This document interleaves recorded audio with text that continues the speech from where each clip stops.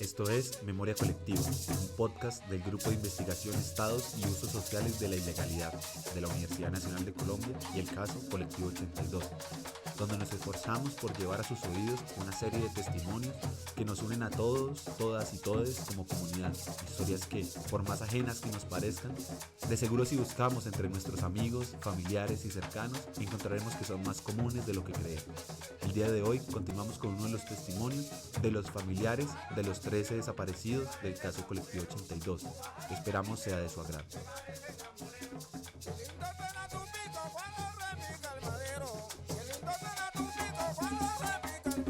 ¿A quién llamo? Llamé a alguno de los muchachos, a Oscar, de los que estudiaban, ya no estaban, pero a las 1 de la tarde les dejé la razón, que si llegan, que me llamen, y llamaron, entonces ya me dijeron, no, es que el bando no llegó esta mañana al examen que tenía, y allá están haciendo una bulla en la universidad. ¿Cómo así, hermano? ¿Qué pasó? No sabemos. Y yo llego ahora. Efectivamente, le organizé a mi mamá, a mi hermana, en lo que tenían que hacer ahí, y me vine para aquí para la universidad. Y ya me encontré con algunas personas, y entonces, venga, que necesitamos contarle a usted y decirle porque le conté qué es lo que está pasando, venga. Y ya me contaron algunas cosas de las cuales no teníamos ningún conocimiento. Yo volví a la casa a medianoche, ese 13 de septiembre. Me acosté y al otro día mi mamá a las 6 de la mañana, y Edil Brandon no llegó otra vez. No llegó. ¿Qué pasó? Pues con todo lo que yo había recogido esa tarde, esa noche anterior, pues yo le dije así palabras duras, difíciles a mi papá y a mi mamá. Les dije, yo y a mi hermana los reuní ahí un minuto, le dije, lamento mucho decirles, pero yo creo que a Edil Brando nunca más lo vamos a volver a ver vivo. ¿Qué por qué? Pues no les puedo decir más de lo que... Pero yo creo que a él lo capturó el más, que era el coco que había detrás de todas las cosas en esa época. Yo creo que él lo capturó el más y seguramente nunca más lo vamos a ver. Lamentablemente así fue el asunto. Eso nos pasó ese 13 de septiembre. Desde ese 13 de septiembre la familia de los Joya nunca volvió a ser la misma. La ausencia de Edil Brandon era algo que se sentía cada vez más en la casa. Y la forma en la que afectó a cada uno de los integrantes de la familia Joya fue evidente. El peso de la ausencia de Eddie es algo que han tenido que llevar durante 4 décadas enteras. Pues de alguna manera uno como hermano mayor se siente responsable de lo que uno puede transmitirles o heredarles a sus hermanos menores. Yo venía desde antes de que terminara el bachillerato, pues haciendo parte en cuanto al tiempo que me quedaba, porque mi papá nos obligaba de alguna manera, entre comillas, a trabajar, entonces uno tenía que escapársele a él para poder salir a hacer lo que uno vivía y quería. Y yo desde que llegué aquí en el 73, pues comencé a formar parte de algunos centros de estudio, ¿sí? Y claro, eso me llevó a mí por determinado camino. Y mi hermano, pues él llegó cuando yo ya estaba haciendo mi sexto, séptimo semestre acá. Y pues de alguna manera siguen los pasos, ¿no? Yo nunca lo quise atar a que siguiera por mi camino o por donde yo estaba. Pero él se involucró, tenía su autonomía y su capacidad, se involucró y participaba activamente como digo, en esta parte del bienestar estudiantil, también con grupos de estudiantes, grupos de estudio que llamaban en esa época, que era una manera de formar a los muchachos políticamente. Creo que todavía es válido y todavía seguirá haciendo de alguna manera parecida igual, pero nosotros estudiamos juiciosamente la política y la historia de este país y del mundo para saber en dónde estábamos, en qué piso estábamos caminando. Y el bando pues se involucró en ello. Yo terminé mi carrera y él quedó solo haciendo. Yo terminé el año, como digo, no volví a clases en el año 78 y él estaría haciendo su tercer semestre, o sea, de ahí para adelante pues él tomó alas por sí solo. Sin embargo, pues yo estaba muy de cerca acá, porque tenía varios amigos con los cuales seguíamos nosotros nuestra labor, y en eso pues yo conocía a muchos de los por no decir que a todos los estudiantes que están desaparecidos y a otras personas. Y yo de alguna manera intuía por dónde él estaba trasegando. La vida para Carlos Joya se había transformado. La desaparición de su hermano había cambiado todo un orden de prioridades. Lo común se había convertido en hacer plantones, encuentros, charlas sobre desaparición. Buscar era una actividad diaria que nunca cesaba. Y es en medio de esa búsqueda que se terminan encontrando los familiares del caso Colectivo 82, pero también terminan encontrándose con intelectuales del momento que se preguntaban una y otra vez cuál era la razón de la ola de desapariciones forzadas. Dentro de ellos, pues, nos encontramos con el padre Javier Giraldo, pero también con el profesor Eduardo Umaña Luna. Pues de ahí para acá, no sé, les conté el otro día, ya comenzó, ya yo me volví aquí a la universidad. Esta era mi casa, que era donde yo me la pasaba. Ya después yo me encontré ya esa semana con el doctor Eduardo Umaña. Ellos ya estaban enterados de algunas cosas que venían pasando, porque ya había ocurrido lo de los hermanos García, lo de los hermanos San Juan. No había una movilización ni un conocimiento pleno, pero ya habían personas que estaban haciendo algún trabajo. Y cuando pasó lo de Brando, ya nos enteramos de que el día anterior a Guillermo Prado Seche también se lo han llevado, que por allá había otro señor que no sabía quién era, Hernando, y que ya me enteré de todo lo que le ha pasado a los hermanos García, que los San Juan, que Pedro Pablo. Entonces durante esa semana, como digo, fuimos los primeros que introducimos alguna acción ante la justicia, que hicimos un habeas corpus, y estábamos en eso cuando aquí los muchachos dijeron: vamos a hacer una marcha para reclamar a Edilbrando y a los otros muchachos desaparecidos. Camine con nosotros, que vamos a hacer tal cosa. Les dije: si la hacen, quédense hasta que no salgan. Ellos fueron. Yo tenía que hacer la cuestión, porque ya tenía compromiso con Eduardo y con mi papá y mi mamá, que no, pues ya les he contado la historia, ¿no? Ellos no tenían la capacidad el conocimiento, digamos, para poder afrontar las cosas. Entonces yo era el que de alguna manera asumía la responsabilidad. Entonces me fui con ellos allá donde Eduardo. Él nos hizo la cosa, se presentó. Mientras tanto se hizo la toma de la anunciatura. Eso fue el jueves. Entonces eso nos llevó a que dijéramos, como lo hemos dicho desde el principio, cuando nos comenzamos a organizarnos, lo que queremos es encontrarlos. Que el resto, la justicia hará su trabajo, la justicia terrenal hará su trabajo, ¿sí? Igual que nosotros decíamos, yo fui, como les cuento, hablé con cuanto personaje prestante, hasta con el presidente de la República, y lo digo y lo sostengo todavía, y se los dije a ellos en ese momento, con el procurador general de la época, con los procuradores generales después de 4 o 5 más, con su amigo Gaviria, con su amigo Belisario, con Ernesto Samper, con todos los que pudimos hablar. Y siempre lo dije y vuelvo y lo digo: si mi hermano, yo estoy seguro de su inocencia, pero si mi hermano cometió algún delito, cualesquiera que haya sido, pues por eso hay unas leyes en este país, jugamos a eso, captúrenlo y llévenlo a una cárcel, que yo iré a visitarlo allá, pero nunca tuvimos siquiera esa posibilidad. Y digo, si él fue culpable, cometió algún delito, pues a eso estamos jugando nosotros. Si yo voy y me robo, o me monto allí en el Transmilenio y me coge un policía, pues sé que me va a sacar una multa y me tocará ir a pagarla, o no sé, si va a ocurrir una manifestación, echo una pedrada y rompo un vidrio y me coge un policía, pues me echarán a la cárcel, y no sé qué me harán, pero estoy jugando con las leyes de este país. Lo mismo digo de mi hermano, él y de todos ellos, porque nosotros hablamos de eso. Si ellos cometieron algún delito, pues que vayan a la cárcel, lo purguen, que lo juzguen y lo encuentren culpable, y listo. Yo asumo la responsabilidad que me compete como hermano y como pariente y como sociedad también, ¿no? Y es que aún así, si se hubiese cometido un delito y la desaparición de Brandon, como hoy podemos ver, no hubiese sido producto de una simple cacería de brujas tras el secuestro de los hijos de un famoso narcotraficante, aún así, estos deberían haber ido ante un tribunal. Estas conductas entonces iban contra todo orden democrático.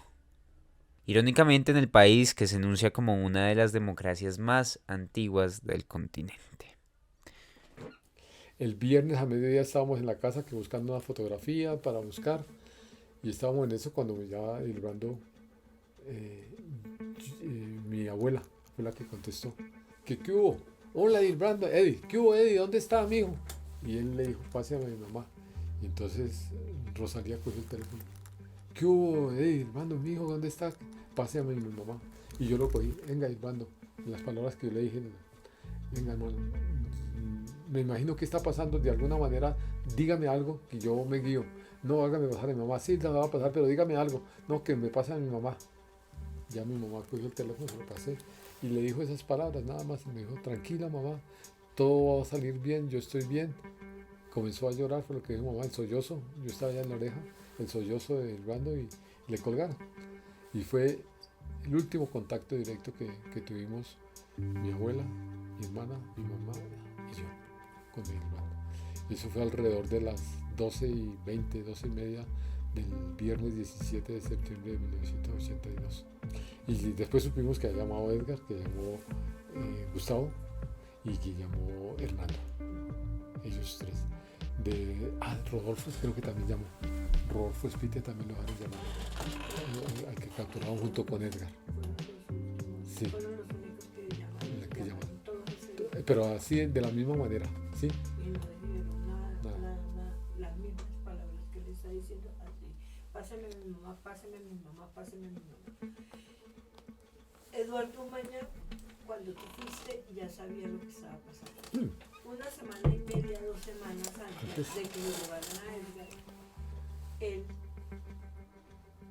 Edgar fue en compañía de José Raquel Mercado, el presidente de la CTC, que le dijo, vamos a hablar con Eduardo y con Carlos Sosa, creo que él era de Derechos Humanos, algo así, pero él le dijo no a Eduardo y se fueron, y Edgar tuvo que haber hablado con él porque Eduardo, cuando ya llegaron los de septiembre, Eduardo sabía. Sí, cuando nosotros llegamos allá, ya Eduardo sabía cosas. Digo, no, es que hay otros muchachos y no sé qué usted los conoce. Pues yo conozco, los conozco, sí, pero no sé realmente. Pues en ese momento yo no tenía claridad si lo que me estaban contando era realmente cierto de lo que ha pasado. Entonces todo era todavía una cosa en construcción que yo tenía, ¿sí? Si bien hoy sabemos que fue el F2 en cabeza de Nacín Yanine Díaz quienes efectuaron la desaparición de estas 13 personas, hoy no podemos saber con exactitud el lugar donde se encuentran los desaparecidos. Esto se hubiese podido evitar si desde un inicio quienes vieron el momento de la desaparición, quienes sabían algo de los hechos o el contexto en el que se dio esto, hubieran dado algún testimonio a los familiares. Esta es una de las principales quejas de Carlos con algunos de sus compañeros de la Universidad Nacional.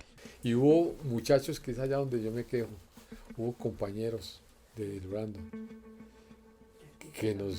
de estudiantes de sociología, uno sobre todo, que Brando y yo le dimos la mano en lo poco que teníamos, no teníamos nada, pero en la casa ellos fueron allá una semana antes de que Brando se perdiera. Por eso es que yo voy a contar ahorita una semana antes Brando me dijo, ¿usted tiene plata? Le dije, no, yo llegué a Italia sin nada. ¿Y no tiene por ahí 300 pesos? 300 pesos, el transporte, ¿cuánto costaba? $1 por ahí costaba, ¿cierto? Unos 50 costaría para el transporte, sí, el bus.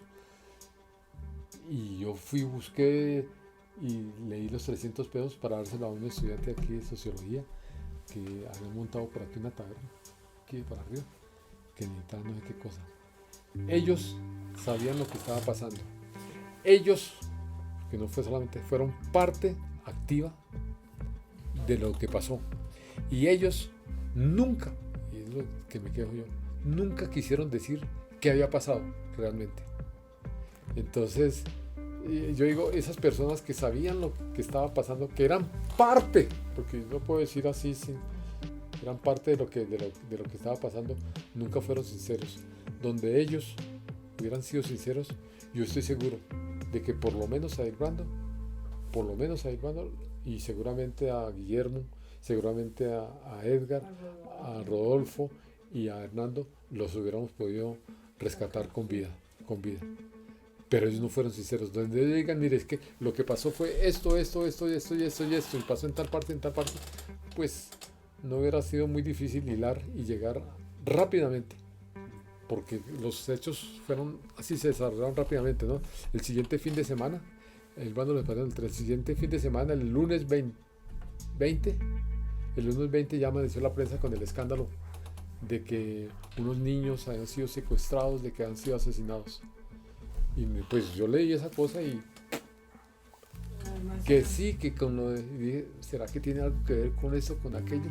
Pero no tenía la certeza del asunto, porque como le digo, hoy la tenemos, pero en esa época, 8 días antes, yo me había enterado de una situación que había pasado un poco tiempo y ninguno de ellos tuvo la valentía de decirme, mire, es que está pasando esto, porque donde yo me voy para allá y seguramente o me matan a mí también, pero se esclarece rápidamente y no estaríamos 41 años después en la misma situación de esa época.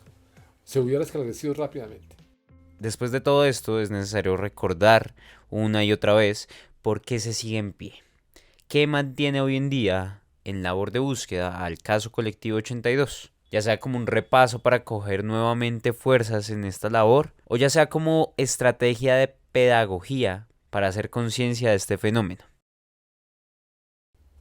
Nosotros, desde ese mismo año, el año 82, nos encontramos con los parientes de los otros muchachos, de las otras personas.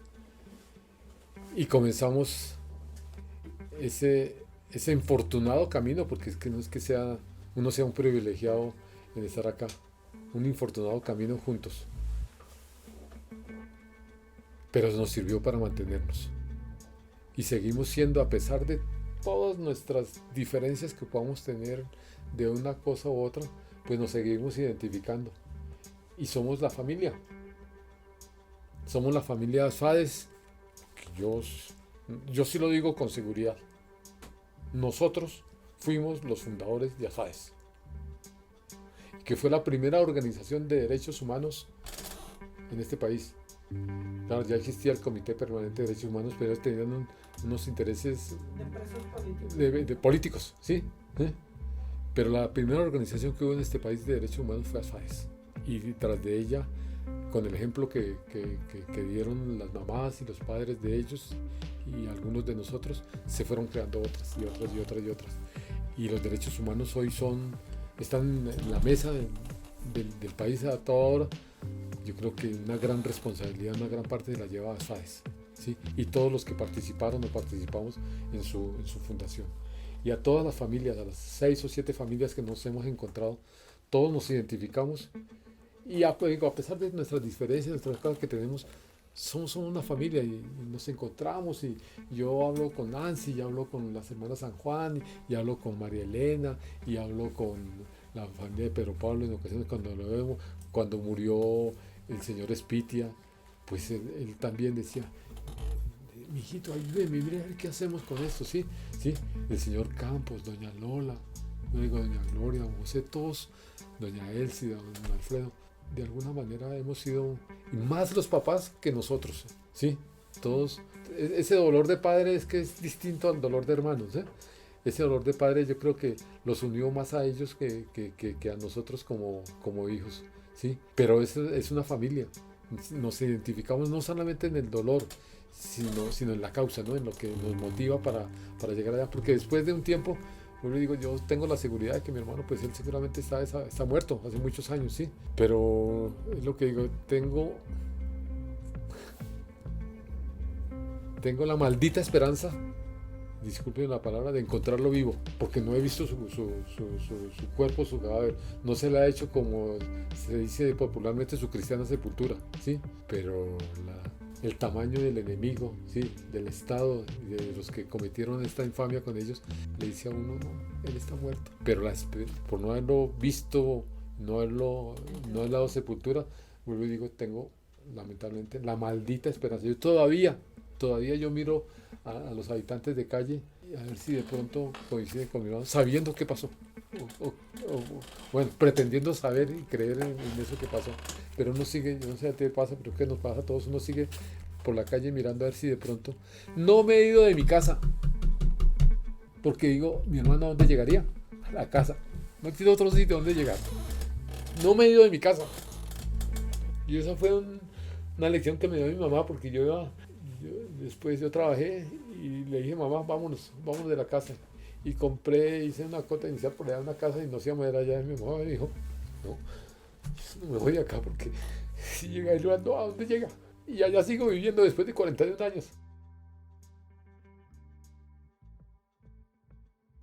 Las personas víctimas de desaparición forzada, aunque no lo parezca en ocasiones, siguen con nosotros hoy en día. Trascienden a la memoria, mutan a ciertas cosas del día a día, acciones, palabras, aspectos de otros, objetos. Ellos están presentes en el mismo acto de recordar. Cada vez que traemos sus nombres, vuelven a estar un poco más con nosotros. Se empiezan a hacer presentes. Y eso es lo que hemos intentado en este podcast. Que los desaparecidos del caso Colectivo 82 vuelvan a estar con nosotros. Que ustedes los puedan escuchar. Sus hermanos, sus hermanas, sus familiares. El mismo equipo de este podcast les prestó la voz por unos minutos en cada episodio que sacamos, para que nos puedan contar su historia. Es por ello que en este episodio final no solo le queremos agradecer a Nancy, a Rosalba, a Teresa, a Carlos por acompañarnos, por dejarnos estar con ustedes y exponer sus testimonios, sino también a Humberto San Juan, Alfredo San Juan, Gustavo Campos Guevara, Edgar García Villamizar, Orlando García Villamizar y Edil Brandon Joya Gómez, por permitirnos reconstruir un relato del que ellos son dueños, por permitirnos repasar algunos aspectos de sus vidas familiares, de sus vidas más íntimas, algunos recuerdos de niños, de su época de estudiantes, de su época como trabajadores, de su vida como revolucionarios, porque el trabajo social que hicieron cada una de las personas de las que hemos hablado en este podcast ha trascendido más allá de ellos, ha trascendido más allá del recuerdo. Por todo esto, muchísimas gracias. Y muchas gracias a ustedes, a quienes nos han escuchado desde el inicio, por acompañarnos a hacer memoria colectiva.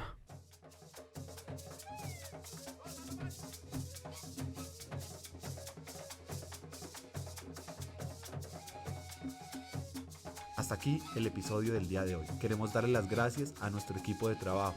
En la narración, Carlos Joya Gómez, David Cristancho y Daniel Salamanca. Edición y dirección, David Cristancho. Y un agradecimiento especial al maestro Andrés Narváez, quien interpreta El pájaro carpintero, canción con la que abrimos y cerramos este podcast. Muchas gracias y hasta el próximo capítulo.